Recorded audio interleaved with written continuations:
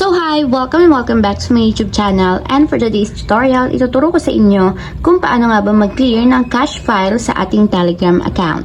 But first, subscribe to my channel and don't forget to hit the subscribe button and the bell to notify you for my new updates. And if you want to learn more, just keep on watching and let's start.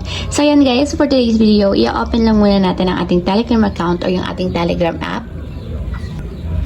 And then, pagka-open guys, mula dito sa pinakang messages, itap nyo lang yung 3 horizontal lines na nandito sa upper left corner.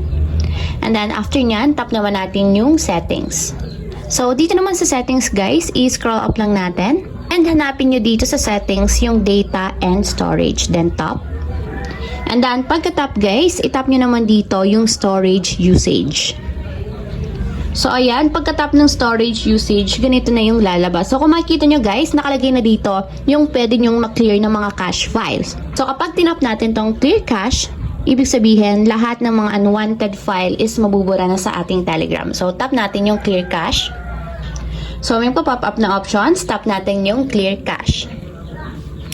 And ayan guys, kung makikita nyo, storage cleared na. So, nawala na or nabura na yung mga unwanted files sa ating Telegram. And mas smooth na ulit gamitin and hindi naglalag ang ating account. So, ayun lang guys. Ganun lang kasimple kung paano nga ba mag-clear ng cache file sa ating Telegram account. If you have a question, comment down below and don't forget to hit the subscribe button and the bell to notify you for my new updates. And thank you for watching! Living life, every day, late at night, not okay.